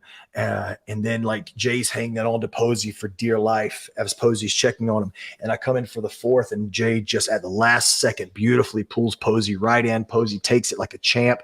I nail him, dude, and there's no pulling that punch. And Posey gets 8 stitches because of that one spot. He's a trooper, and I don't think he would mind if I told you this, because he tried to talk us out of it.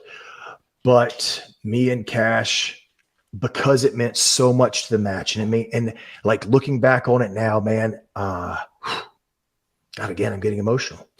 It means so much to our legacy, and so much to the legacy of that trilogy of matches, that he did that for us, and he trusted us to do that, and he wanted to be a part of it, man. God dang. Well, I'm going to cry on this podcast today. Holy shit. One way or the other. He trusted us so much that he was willing to be a part of our story, a huge part of our story, that me and Cash wanted to compensate him for that. And so we made sure that money was taken out of our checks and sent to him and his family before Christmas. And I can never, ever thank him enough for what he did for that match, for our trilogy, and for me and Cash's career. That is a story. And you could tell, I mean, the guy went all in, and it did take that match. It gave it a unique moment, a unique perspective. And much like going in the crowd, it lets you know, man, shit's a little bit out of control. You're still getting emotional about him. Yeah. What in particular because man, wrestling means so fucking much to me. Like, you know, I'm able to give my family a life that I never had, that they never had, or my wife never had, and a life that Finley couldn't have because of wrestling. I have 2 college degrees, but man, I couldn't give them this life. And I don't know if I know that I wouldn't enjoy the job as much as I enjoy it right now, what I'm doing. This has been my dream since I was in 3rd grade, since 1993, watching the King of the Ring pay-per-view in 1993 and watching Bret Hart wrestle these 3 beautiful matches and looking to my mom and saying, this is what I want to do when I grow up, you know, and I'm doing it. And then Mike Posey, he was willing to do that for us. God dang, I want to fucking send him more money now. He was willing to do that for us and for our legacy, and for me and Cash, for the Briscoes, for our match, for the trilogy. And it just did so much for us. And I hope he knows that the money means nothing, but the love that I have for him for what he did is way more than that. It sounds to me a little like, you know, you're so passionate about wrestling, and you're so passionate about what you do, and that when you finally meet another who is just as passionate as you and willing to give to you the way that you give to them, it moves you. Is that a little bit of what it is? Yeah, because I think about it, and this match took us. This match took us to a whole nother level, me and Cash, right? And this is 2022 is a year that I'm going to be able to live off of for a very, very long time. And I'm going to be able to make a living off of for a very, very long time. And I'm going to be able to feed Finley and give her a college education, hopefully pay for a car for her and make life a little easier than it was for me. And Posey, he contributed to that. Let's get off of that. Let's get off of that. Thank you. Thank you, Posey. Let's go to some more brutality. Towards the end of this section of the match, Cash does what I call an American Alpha type suplex on the apron on Mark. Mark slaps the shit out of Cash to get him off the top rope. My God, man! It just and then a great drop kick from Mark on Cash through the ropes, and Cash is now laid on the table. Talk about the physicality of what Cash and Mark were doing a little bit. Again, I think that they knew, and I think they understood that for the extent of the feud, the focus hadn't been put on me and Jay, but we had taken our shit talking up to such a level that they were like, no, y'all ain't going to forget about us. And again, speaking of someone fearless, like Mark, and completely fearless. And Cash, he's been in a ton of fights, and I know from firsthand experience that if he gets angry enough, he will attempt to rip your eyeball out. And he's not afraid to mix it up either. And so now was their opportunity. Jay and I had just had our opportunity. Now was their opportunity to show, we're going to steal this show too. You know what I mean? And they were beating the piss out of each other. It really was just physical upon physical. I call this section of the match, this is the ending of the match, the kind of the end section. Another a doomsday attempt is made, but this time it's made by the Briscoes, and it's made by Cash whipping Mark to the chairs on the ground. Man, that was a crazy, I guess, I hate using the word like spot, but it was a crazy moment to have Mark go, okay, I'm just going to flip upside down off this turnbuckle, land on the goddamn floor, but wait, let's cover it with chairs. That was quite a thing. Right. So the chairs have been brought out earlier because Mark was going to use them on Cash because he was so upset because Cash kicked out of their combination with the elbow and the thing, and they were left there. And he came into this day ready to die. And that was his idea, to take that bump to the floor. But I thought, hey, instead of that just happening, how about you guys try to finish us with your finisher, right? And you go up, but me and Mark are still selling and we're bringing ourselves up. You're ready to kill Cash through that table, which I'll get to that in a second. You're ready to kill Cash through that table, right? But then Jay says, no, Mark, let's finish this shit. Let's put a nail in the coffin. And so you turn your attention for 1 second to that part of the match to end the ring, and Cash capitalizes on that. His one last ditch effort. He jumps up, he pulls you down, and we set this table up beautifully and strategically. We never, ever, ever went through it. Not one time did we go through it. We didn't use that table at all. He flipped over the table, took the bump on the chair. Sorry about that if you're watching on YouTube. Took this huge bump on the chairs, and at that moment, I looked out at the carnage, just like Jay had done in the previous match after Cash and Mark had went through the table. Jay said, what the fuck? When that happened. And so I went to the ropes, just like Jay had done previously in the match, and said the exact same thing and had the same sentiments. Because I was also thinking, what the fuck is he doing here? And it's kind of this perfect moment where, to me at least, when you rewatch it, you have this moment with them, some moment with you guys, some moment with you guys together, but the attention is never really split. It's kind of this perfect thing back and forth. And as it gets to the end, the moments go back and forth a lot quicker. It's what we call music dynamics. It's a dynamic thing. It shifts from being slow to fast. Sorry. My dogs are competing to see who can get my attention. Get out. Totally. All right, My sorry. dog is used to me like just yelling into a microphone in the other room for a while. Your dog will get used to it. You get a J driller. You get a J driller. You got J drilled like straight to hell. Like, what is your thought? Like, you pile drive people. We'll talk about your pile driver in a second. That this guy can get so much air and just look so convincing. And how scary is it to take? So we will talk about this when we go into a deep dive of the 2 out of 3 fall, deep dive of the 2 out of 3 falls. But when I took the J driller in the 2 out of 3 falls, I legit thought that I broke my neck, and I thought I had broken my neck for a few months. I didn't tell any of the AEW office. They're just finding out now, so I apologize. I didn't tell any of the medical professionals. So Doc Sampson, my best bud, I love you so much. You helped me through everything, but I apologize. I didn't confide that to you, but I thought I'd broken my neck for a while because and no fault of anybody's, just that just happens sometimes. My head didn't hit the canvas or anything like that. It just landed awkwardly on his thigh, and that's it. So it's a bit scary, but working with someone who is as professional as Jay, who's been doing this for 20 years, I wasn't worried. And then he hit it, and it was completely beautiful. You get hit with a chair quite hard a couple times. Here's a question I never really had the balls to ask William Regal. I'm going to ask you. Yeah. Developmental, do you guys like talk about how to take a chair, how to hit someone with a chair? Is that something you go over at all?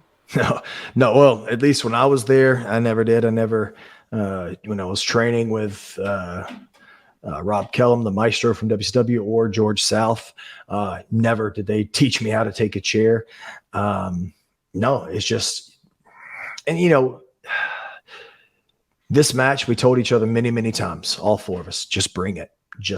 Because again, I don't think they'd mind if I told you this, but all four of us wanted to show that we should have been the main event, that we wanted to be the main event. Let me put it like that before the headlines go away with it. We wanted to be the main event. And I think any wrestler that has been in that position will respect that. Most wrestlers on the card would want to be in the main event, right? Like this isn't a unique thing. It's just you guys are trying to show it. At any job, you're working to advance yourself, and we wanted to be the main event for the show, and we weren't. And so we told each other, bring it. And at that moment, I wanted to look dead, and I wanted Jay to bring it, and he brought it, dude. He brought those chair shots. Caprice Coleman makes a comment. He said, "It's like a horror movie." What a great comment that was, isn't it? Yeah. And he also made the comment, "I can smell the iron." And that is, and he was grossed out by it. He's like, "Oh, the iron." That's how you bring the fans in. You know what I'm saying? Like, not trying to make jokes on commentary or, plug, whatever you're trying to plug from your Twitter or whatever. Like, that's how you bring the fans in. Is giving them what they can't experience live. You know what I'm saying? So when you say, what about their families? Which is what Ian Riccaboni said. What about their families? Yeah. Dax has a wife and he has a daughter that he's got to go home to. What about tomorrow? And then Caprice, who came up in North Carolina with me and Cash. Talk about sending all four of you Christmas cards and stuff. Right. Yeah. We know his family, which is true. We talk all the time, and like, I'm not worried about them right now. I'm worried about them tomorrow or next week.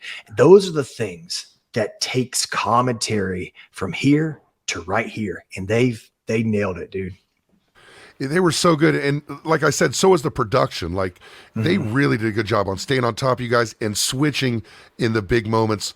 Of course, there's a J Driller attempt, which it's reversed. There's a nut shot, and you do a perfect pile driver on the chair. I'm going to call it an Orndorff driver because you jump. I don't know how big of an Orndorff guy you were, but where did you he's my favorite wrestler of all time, and I got to interview him towards the end, and it was the greatest thing ever just to talk to that guy. And I'm such a fan. Like, I'm friends with his kid, you know what I'm saying? Like, Travis Orndorff is awesome, and Paul Orndorff was my favorite as a kid. Were you an Orndorff fan? Dude, that is so awesome. You got to interview him. He's incredible.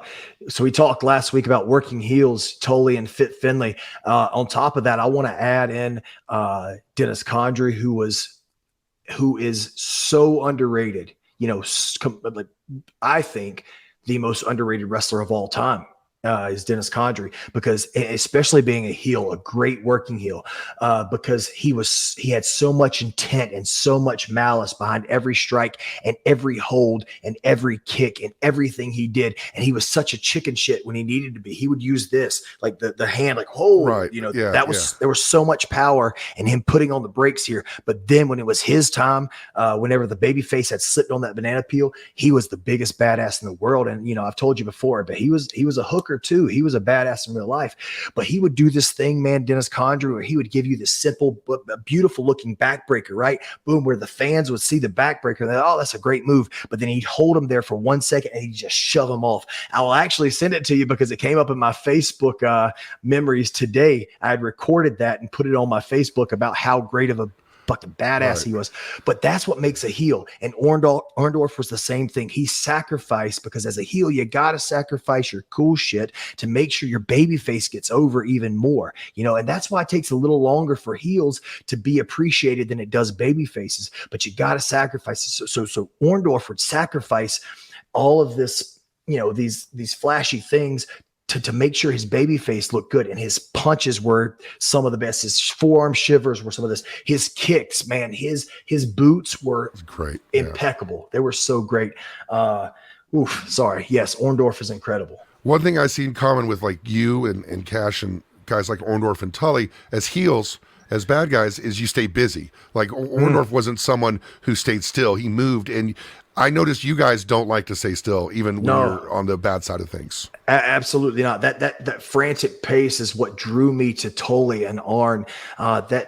How frenetic they worked. There was never a lull in their match, and they were always so busy. And again, intent on everything.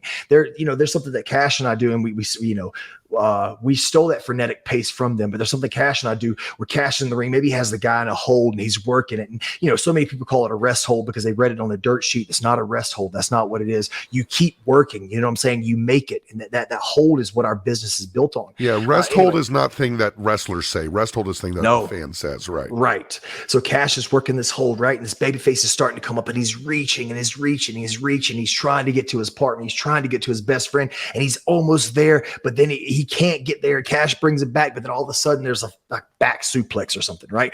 Boom, and they're both down, and then the fans are waiting. That baby face starts to crawl and crawl. Cash gets to me first, and right before that baby face can get to his partner, I did this thing where, and Cash did too, where we would slide on our knees right in front, right in between of them, because that frenetic pace is movement without doing a move. You know what I mean?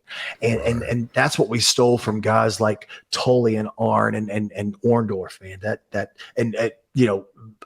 Murdoch and Adonis, who in my love opinion, them. They're great. I think they're the most underrated tag team of all time, maybe, but they could be, with Tully and Arn and Bobby and Dennis, the best working tag team of all time. They just had a really, really, really short run. Anyway, I could talk about all that, and we will one day, but let's get back to the dog. Right. And if you guys at home are looking at Adonis and Murdoch matches, I was just starting as a wrestling fan at that time. Their matches with the Briscoe brothers. Watch them. They're available. They're on YouTube. And I think maybe one or two might be on Peacock if you want to go through that nightmare. So we're heading towards the end. This is so great. Cash is so cool, how dynamic he is. He can have just nothing going on facially, emotionally, and then all of a sudden pour it on. He throws the chairs in the ring, and he says something to the effect of murder him. So I hit the Orndorff pile driver, right? And we used the exact same pin that we had used in the previous 2 out of 3 falls match that got the win. And the people expected that to be the finish. And when he kicked out at the very last second, they exploded, right? And so now I pick up this chair that I see left in the ring that he had just beat the shit out of me in my back with, and I'm going to give him his receipt, and I'm going to do it again, like I said, tenfold. And when I grab the chair and I go to make the motion, like I'm going to hit him in the back, Cash stops me. And he says, Dax, no. And he says, fucking murder him. And he takes all the chairs that Mark Briscoe had pulled out and tosses them all in the ring. And there's a pile of 15 chairs or whatever. And I know exactly what he means, because I'm going to take him to the top, just like I did in our previous 2 out of 3 falls match. And I'm going to pile drive his head right through all those chairs. You take him to the top, all the chairs in the ring, You're certainly going for that pile driver.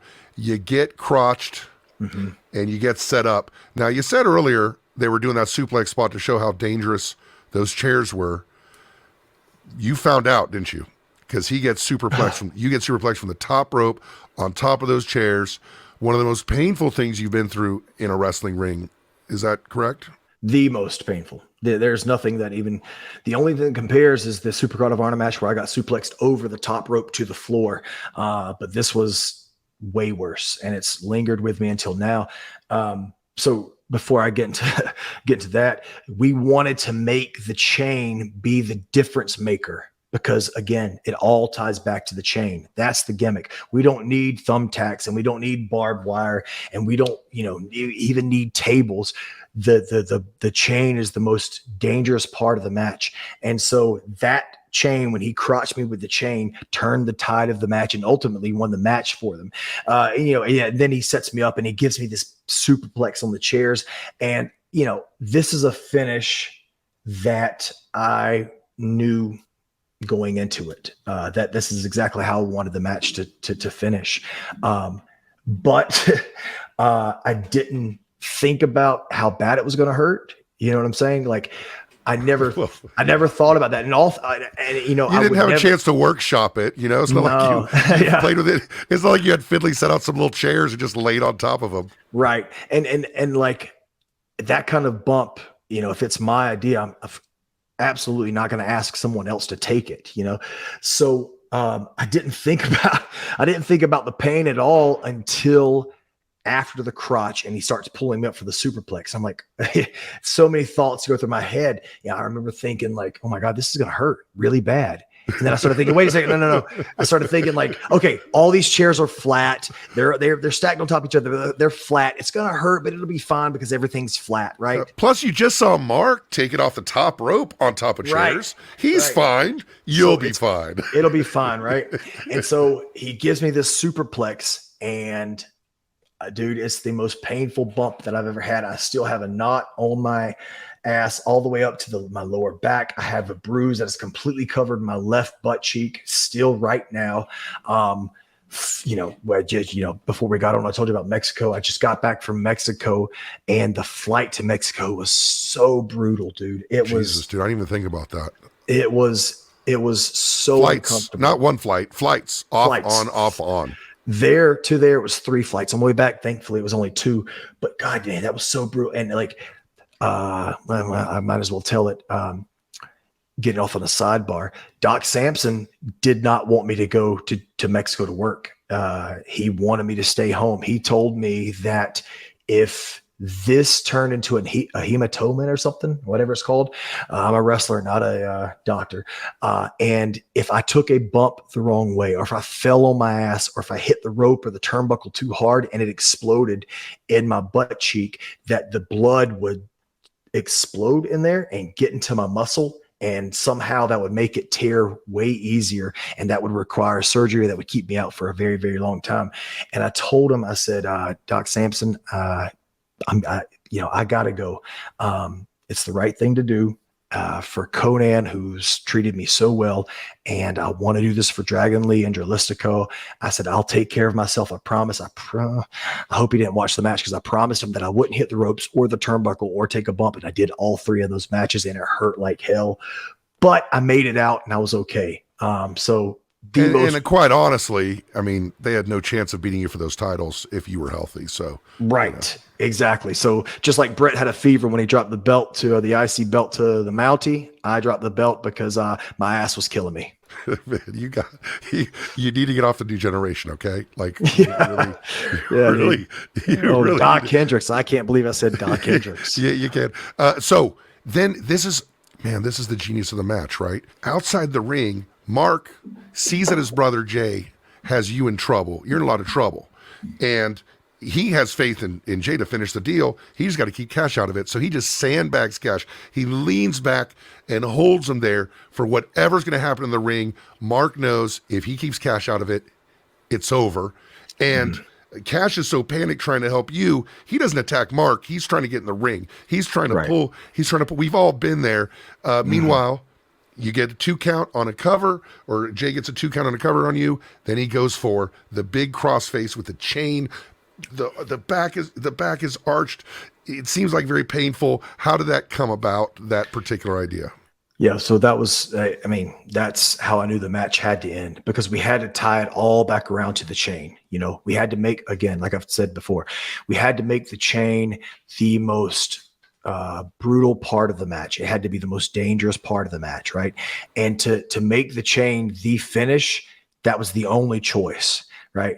And so that 1 minute, that last minute of that match is what is the reason that it's my masterpiece, right? That's why I've called it my masterpiece. The other guys can think, you know, maybe they have a different opinion on what their greatest match is. That was my greatest match. That was the match that I'm the most proud of. And that one moment is what makes it. Both chains are causing the finish. One chain is knocking me out unconscious, which, dude, I'm not even kidding. If you watch the match back, you can see my head turn a shade of light red and then go to purple, because I was for real, like I legit was losing consciousness. And then the other chain was keeping my partner, my best friend, my brother away from saving me. He was trying everything he could to save me, but he couldn't. He couldn't make it in time. And that's what made the match my masterpiece. And that's what made it so beautiful. That one picture, you know, there's a picture that's, you know, where Cash is like, everything he can do in his 220-pound body to reach me and get to me and save me, just to touch me. And I'm trying to hang on and I'm reaching for him. Like, and Jay using every bit of force he's got in his body to lean back. And then referee, Paul Turner is there, and he's got the grimace on his face because he sees the brutality, and he should he stop it? Should he not stop it? Is this going to be the end? And man, it just climaxes to this beautiful crescendo, dude. And that's why I'm so proud of this match. And that's the art of wrestling. You know what I mean? It's the selling. It's not the moves. I'm going to sound terrible, but it's not the moves. And the moves are a big part, but it's the scenarios you paint around those moves. It's not the false finishes. It's the scenario you paint around those false finishes. And that was the finish. And that's the beauty of my match. You know, I said it one time before where Brett and Austin had their match, and Brett said it was his greatest match of all time. And technically, I thought he had better matches. I loved that match, but I thought technically he had better matches. Like, I liked WrestleMania 12 better at one point. But then as soon as the bell rang and Cash came to me and hugged me, I knew right then. I said, I completely understand why that's his greatest match. It is his greatest match of all time. And this one is our greatest match of all time. And of course, the match ends, as you said. It's a really great moment because you're being destroyed, you're being killed with this chain, and the crowd sees the intensity from Cash. The intensity from Cash is what really lets the crowd know this thing's about to go down. Like, he sees what's the word? He has to come and get you. The urgency, the urgency, the intent of Yes, the intent of making a save for his friend, his brother, his comrade, the guy he's ridden the roads with for 10 years, his best friend, you know, the guy he's closest with in this world, and he's trying to save him. He's not trying to save the match, you know, he's not trying to save the match. He doesn't care if we win or lose. He's trying to save me. You know what I'm saying? He's trying to save me as a human being. Right. It looked like someone trying to rescue their drowning child. Right. Yes, absolutely. And then the crowd catches on. They get louder. And at what seems to be the very peak, you go limp, and they call the match. Yep. And I think they get louder and louder because they don't want it to end. Right. But if it does end, they're happy with the ending, you know? That's the whole idea, right? Give people what they don't know they want. And you certainly did. Like, the match is over. You know, the Briscoes embrace, they pose. Again, production, Ian and Caprice completely destroyed. They were just as good as it can be. They clap and leave. The Guns come and attack you. The Gun brothers come and attack you. Was that something that you thought was made sense. It makes sense in the thinking that they're going to beat you the next week because you guys are injured. Would you have rather not had that if it was your choice?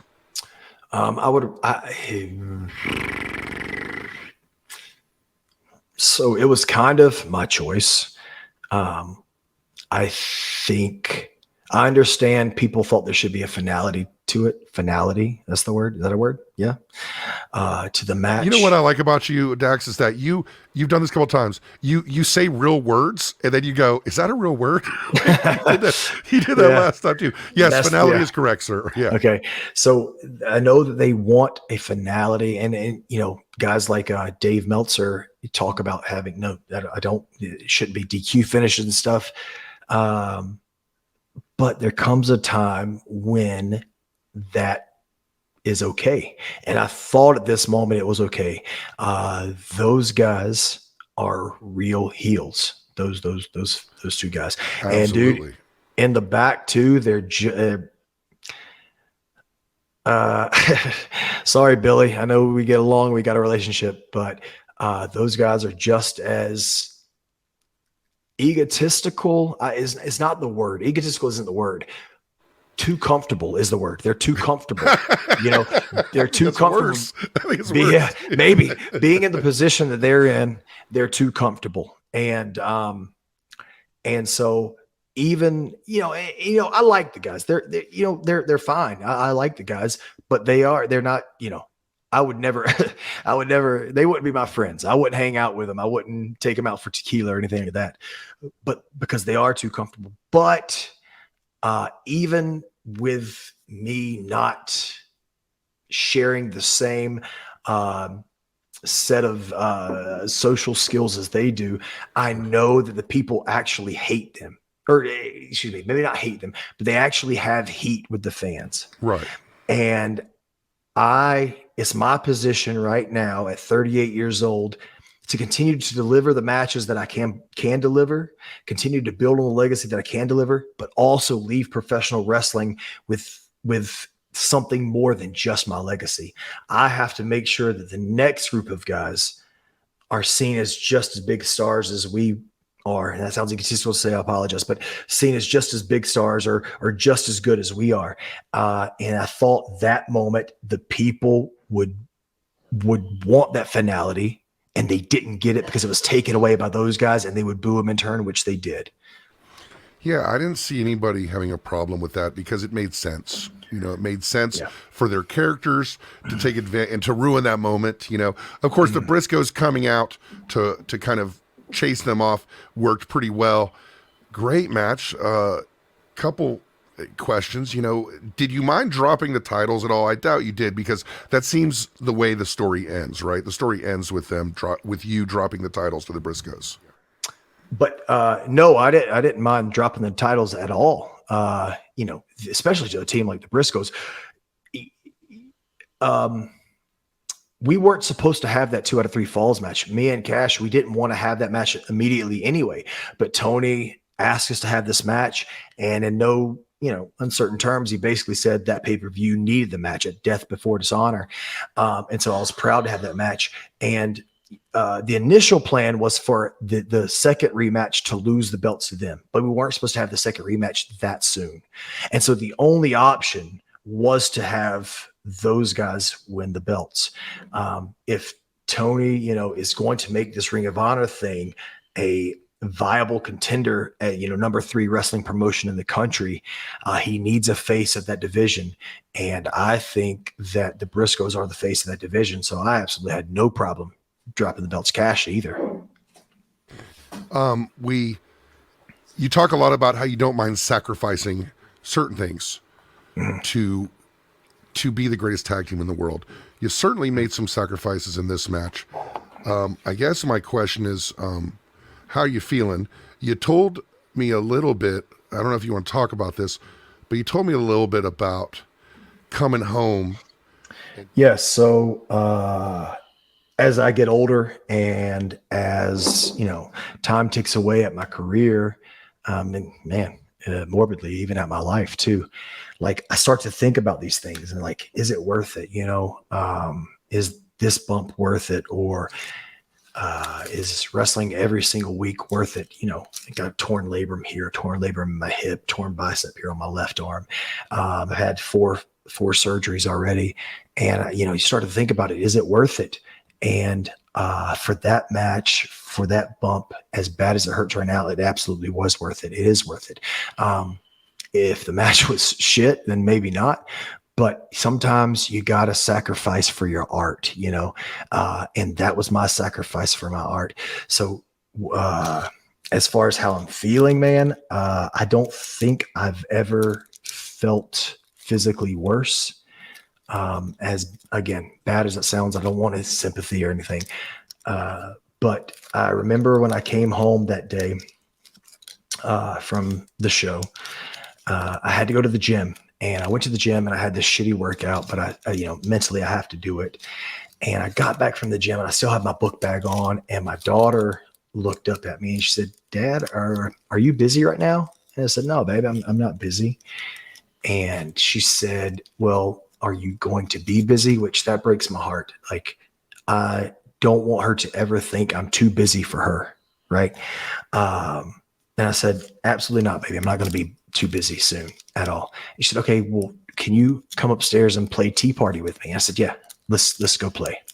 So I put my book bag down from the gym and I take my, you know, my gimmick shirt off, my sweaty gimmick shirt off, and put another one on. And I go upstairs with her and I look and I see she has this sterling silver tea set out with, you know, with her dolls everywhere, and the teapot and the cups, and she's got these quote unquote sugar cubes, and she's got water in the big teapot. Oh, Yeah. And she's ready setup. the whole setup, and she's ready to go. And I look around and there are no chairs to sit. She expected me to sit on the floor because she had the blanket spread out, and all these things started racing through my mind, dude. Like, I've got this torn labrum in my right hip. So, but I've just got this freshly bruised ass cheek that's so big that if I sit down on my left butt cheek, it's going to hurt so bad. So maybe I can, you know, I was all this going through my mind. I can sit on my right side and like put all the pressure on my right side. But then what's going to happen is, since I have this torn labrum from my groin to my hip, I'm going to have all this pain and this numbness shooting down to my ankle, and it's going to eventually hurt. So I have to shift over to my left side, but I can't put any pressure on my left side because it hurts so bad. And it breaks my heart because all my daughter wants to do is play. That's it. And I'm 38 years old. And that's the kind of stuff that fucking breaks my heart, because what am I going to do when she's 13, you know, or 14 or 15 or 16 or 18, or she wants daddy to, you know, to dance with her at her first dance. Like, you know, when she's married, and am I going to be able to do that? You know, like that's the things that scared me, because as much as I love wrestling, and I do, it's an entity to me, and it's done so much good for me, and it's kept me out of trouble, and it's allowed me to feed my family. More important than wrestling, it's not even in the same stratosphere, is my wife and my daughter. And those are the things that kind of scare me. Well, that's a lot to think about, man. Yeah, let's get on something nice. Let's get some questions or something, dude. Let's get on a positive note. I'll just make you laugh, and I think I can, because those who are on ad-free shows did not hear that your daughter, who you told this story about, made what is perhaps the most unintentionally yet inappropriate run-in ever on a commercial. Oh my God. I'm going to have to go explain to her about Blue Chew in just a second. I'm going to tell her it's just a candy from Willy Wonka or something. God, I can't say Willy Wonka with Blue Chew. That's terrible too. Holy shit. We put out questions on Twitter. We kind of ran out of time, but you did actually answer it. You did answer a question. We had a Twitter user. You might know his Twitter handle, I believe, is Skizyler. Of course, that is the wrestler John Schuyler, who asked the question, quote, "How's your ass?" unquote. Yeah, we did it. And real quick, while we're talking about John Schuyler, incredible professional wrestler, incredible athlete, incredible talent. Love him. He is so good at what he does. I just hope he gets the recognition that he deserves. And I'm really happy for John. I know John pretty well as well, and that he is, these last couple of years, were challenging, and now he's doing great. So it is an amazing thing to see. And another amazing thing was this match as we close down our second episode. Feels like we've done 40, dude. Like in so many ways, good and bad. Before we close out this episode, what's the legacy of this match? What is the legacy of the trilogy? I think the legacy of this match is that final closing few seconds. You know, the final closing 45 seconds of the match. Maybe the final minute, the superplex into going to, you know, the camera cutting to Cash trying to get in to save from the superplex and just being held, you know, by the dog collar and then, you know, him trying to come in and save his best friend from, you know, I'll say it, potential death, you know, like he's just trying to save his friend, not trying to win a match, not trying to save a match. He's trying to save his friend. And I hope that the fans appreciate what we did for them that night and how much we put our bodies through for them that night. Because, you know, we can say we're doing it for our legacy and all this stuff, but could you imagine us doing that in front of nobody, you know? Right. Ultimately, we do everything we do for the adulation of the fans. The legacy of the trilogy. I hope I don't get heat online from my fans for saying this. I wouldn't mind if it goes down as the greatest in-ring trilogy of all time. And I understand that there's Steamboat and Flair, and that's a hard bar to measure up to. But I would like for that to be it. I would like for it to go down as the 3 greatest tag matches of all time. And I know that's a hard bar to beat too, because there's some great tag matches, you know, DIY and the Revival, Angle and Benoit against Ray and Edge, Rockers and the Brainbusters, Young Bucks against Omega and Page. Like there are a ton of great matches. And then, you know, on top of that, all Japan matches, the combination of those. So I get that. And if you don't think that, that's totally okay. But the 4 of us worked to make we wanted them to be the greatest matches in the world. Well, you did everything you could to make that happen, and I'm sure a lot of people agree with you. And a lot of people agree that Dax, FTR with Dax is a real thing, and this is our second episode. Of course, if you don't know where to download us, if you're watching us and want to hear us, you can go to ftrwithdax.com. If you're listening to us and want to watch us, you can go to watchdax.com. Of course, follow us on Twitter at FTR with Dax.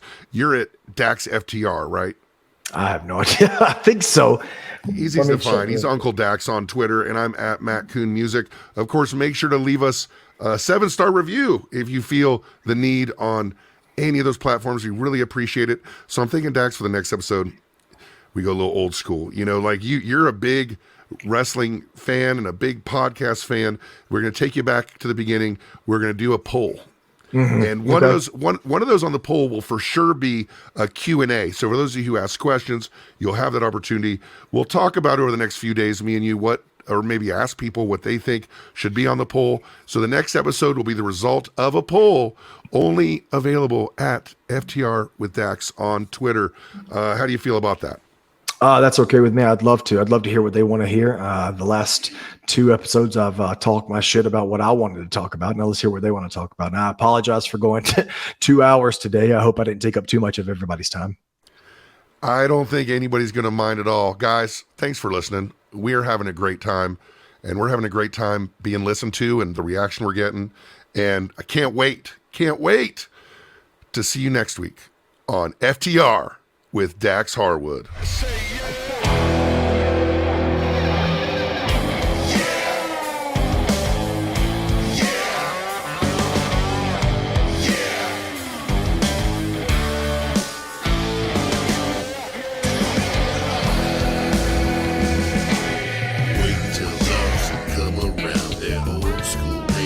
Tore it down, waiting on them, but they're here now. Here they come to burn the town like hungry and Respect the past and what it say. You better move